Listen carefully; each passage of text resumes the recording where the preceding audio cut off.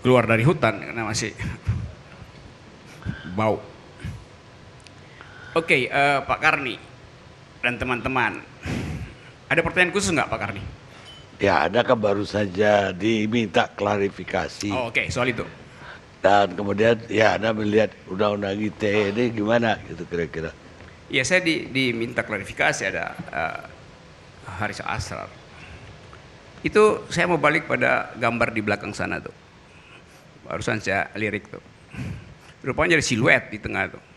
Insinuasinya adalah siapa orang ketiga gitu. Itu botak, ada nggak botak? Jadi mungkin orang Ya, lain. pasti bukan Gabriel Mahal. Bukan, nggak Gabriel. Sekarang saya bikin simulasinya ya. Supaya saya punya peralatan untuk bertengkar hari ini. Bila ILC adalah forum anti pemerintah, maka siluet itu adalah Karni Ilyas. Di dalam logika, itu namanya hubungan antara anteseden dan konsekuen. Kalau Anda mau batalkan dalil saya, buktikan bahwa Karni Ilyas tidak layak untuk dilaporkan. Bukan membatalkan anteseden saya. Karena itu hak saya untuk membuat premis semacam itu. Bila Karni Ilyas anti pemerintah, bila ILC anti pemerintah, maka orang ketiga di tengah itu, siluet itu adalah Karni Ilyas. That's logic. Jadi kalau orang marah pada kalimat saya, itu artinya dia tidak mampu untuk berpikir konseptual. Dan Doni tadi benar. Kan Doni mau bilang begini, di dalam kasus yang melibatkan kerumitan pikiran, diperlukan abstraksi, maka yang tidak cukup berpengetahuan jangan jadi pelapor. Loh, itu Doni sendiri yang bilang. Saya teruskan logiknya. Nggak, nanti aja ada kalau mau jawab nanti aja. Saya nggak mau. Saya cuma mau mematerialisasikan cara berpikir Doni gitu. Kan itu kan. Kalau begitu di mana ini diuji? Ya di tempatnya Doni, di Fakultas Ilmu Budaya, di jurusan filsafat, di lantai 3, gedung A, tempat saya ngajar metodologi. Pada saat itu Doni adalah asisten saya.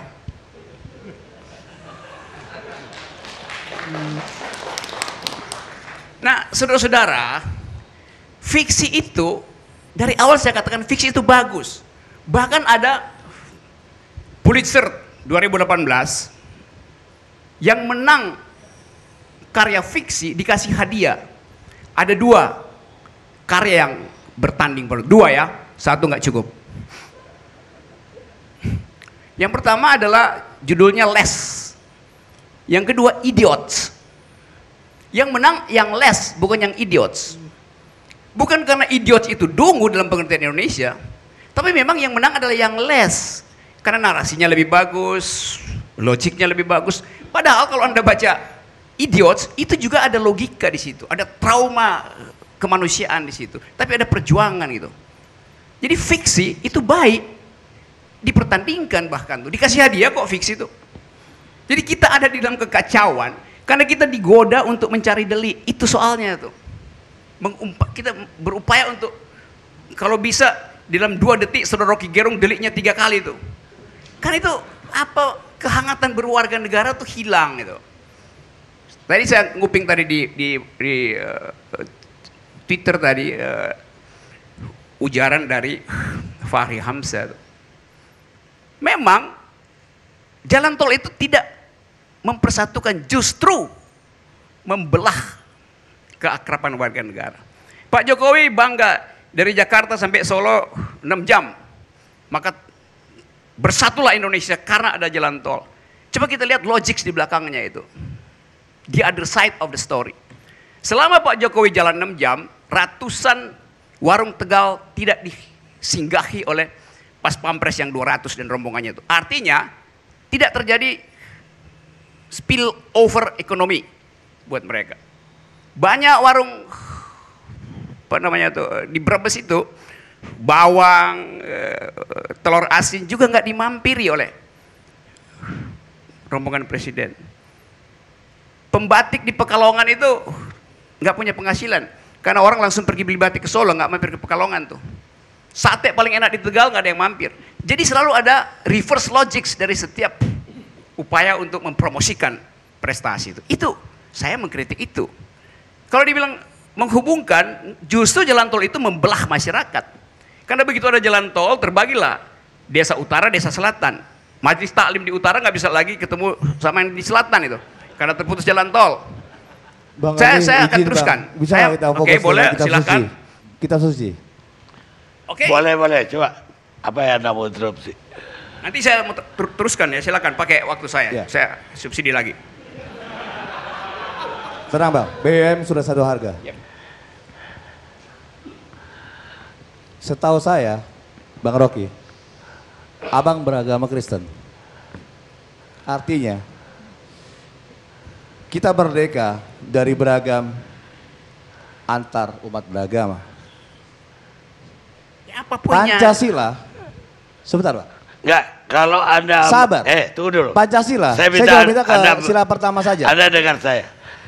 Kalau Anda mau mengargumen soal tuduhan kepada dia, Bukan tuduhan, saya mau mengklarifikasi. Enggak, ini- Apakah Rocky punya Tuhan? ini masalahnya sekarang dia soal jalan tol dia bicara. Ini apa urusannya sama jalan Yang Iya, tol? bisa udah, tanya kita itu dengar cuma dulu. Tuhan, bukan Kita dengar saudara yang dulu. bisa tanya Jalan tentang. tol nggak ada hubungannya sama kitab Udah, suci. kita dengar Ini dulu. saya lagi terangkan fungsi dari satire Oke. Oke ya, oke. Oke. Kita lanjut ya, saudara. Jack ya. No Rocky, no party. Yes, of course. Sekarang argumen bahwa jalan tol itu mempersatukan. Saya nyambungnya Fahri tadi supaya saya dapat inspirasi untuk meneruskan argumentasi saya. Jalan tol itu justru memecah belah masyarakat. Tadi saya terangkan bahwa arisan ibu-ibu di utara tidak bisa ketemu lagi dengan yang di selatan karena jalan tol bisa.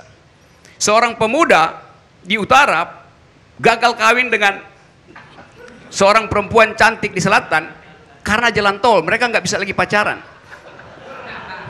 Dia bisa pakai WA gitu, tapi habis pulsanya habis putus langsung. Jadi jalan tol itu membuat romance pun berhenti gitu. Padahal hak ada dari milenial untuk pacaran gitu. Nah, saya mau terangkan bahwa dalam soal-soal semacam itu, coba kita lihat akibat dari berpikir yang tidak logis gitu. Soalnya ada di situ. Nah, Anda lihat misalnya, kalau saya katakan fiksi, saya sebut dari awal supaya imajinasi kita dibangkitkan. Kalau Anda sedikit suka sastra, Anda baca Divina Commedia, itu Anda dapat sensasi tentang satire yang mengolok-olok teologi abad tengah yang ditulis dengan lengkap oleh Dante Alighieri dalam upaya mengolok-olok Summa Theologica misalnya. Itu memerlukan pengetahuan, memerlukan kecerdasan itu. Jadi kalau mau melapor misalnya, coba baca misalnya literatur di mana orang hidup dengan ketegangan, tapi itu dalam rangka satire itu. Kalau ditanya misalnya neraka itu apa? Kalau saya jawab neraka itu adalah tambang batu bara karena panas. Imajinasi saya begitu. Orang 1000 tahun di belakang nggak tahu apa itu batu bara, maka dia imajinasinya lain. Kalau saya tanya sama milenial 10 tahun ke depan ketika batu bara habis, dia nggak bisa berimajinasi tentang batu bara. Dia neraka itulah korslet listrik. Dia berhak berimajinasi. Kalau ada yang bilang ya neraka itu semacam gorong-gorong, ya mungkin itu buruk, tapi baik buat mereka yang suka selfie di gorong-gorong. Biasa aja. Jadi kita dibiasakan untuk pakai satire untuk menggambarkan keadaan itu. Itu yang saya maksud.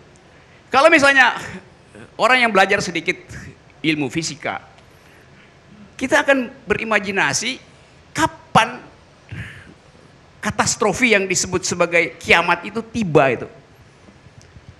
Bukankah alam semesta masih berkembang, masih mengembang? Itu yang ditemukan tahun 1927 oleh Edwin Hubble yang kemudian namanya dipakai buat teleskop. Seorang astronomer dari mana? California, Pasadena. Jadi kalau kita bilang alam semesta berkembang, berarti Tuhan masih mencipta atau kekuatan-kekuatan adikodrati masih bekerja, berarti belum finish. Maka saya bayangkan misalnya neraka itu, surga itu adalah akhir dari alam semesta. Bisa dihitung nggak? Bisa, secara matematik bisa dihitung. Kapan berakhirnya? Ya ada rumus bahwa distance, jarak kali waktu. Selesai. Tetapi nggak mungkin Anda menghitung itu dengan peralatan hari ini. Anda menghitung jalan tol aja nggak cukup pakai mister ukur. Jadi kita mesti imajinasikan bahwa jarak itu tak terhingga atau terhingga tuh. Waktu itu tak terhingga atau terhingga. Di situ kita imajinasikan tentang eskatologi. Harapan itu ada di dalam kalkulasi matematik, juga dalam kalkulasi fiksional itu. Jadi ngapain?